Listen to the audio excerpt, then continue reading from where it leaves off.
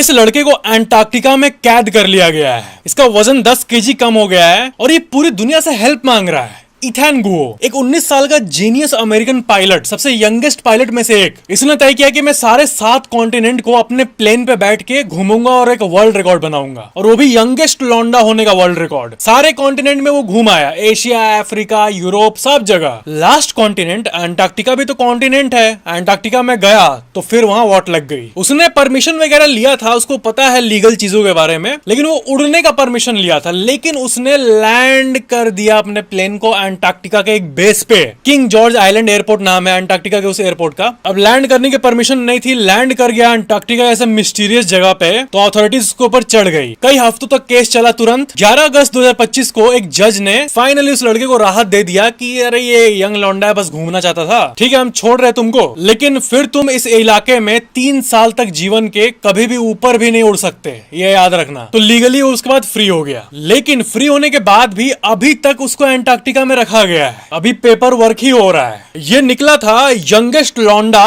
To travel all the continents अपने private plane में, लेकिन कुछ उल्टा हो गया यहाँ पे। वो यंगेस्ट लौंडा बन गया जो कि अंटार्कटिका में जेल हुआ। जी हाँ, एक रिकॉर्ड तो उसके नाम हो गया। वो अपने फ्यूचर बच्चों को बोलेगा कि तेरा बाप जो है वो यंगेस्ट लौंडा था अंटार्कटिका में जिसको जेल हुआ था। इसलिए अंटार्कटिका के ऊपर लोग इतना कुछ बोलते हैं कि वहां पे ऐसी कई चीजें हैं जो कि आम जनता को एकदम आइडिया ही नहीं। आम जनता मस्त है, पर वहां पे कुछ मिस्टीरियस ही हो रहा है, क्योंकि एक लड़का वहां लैंड कर गया है। ये इतनी बड़ी इशू तो नहीं होनी चाहिए थी। हाँ, लैंड करने के बाद आप उसको घेर लो, उसको चेक करो कि कुछ इल इंटेंशन से नहीं आया है ना, लेकिन जब सब कुछ क्लियर है तो फिर इतना कोर्ट केस ये वो, दैट्स वियर्ड। लाइक सब्सक्राइब जरूर करना।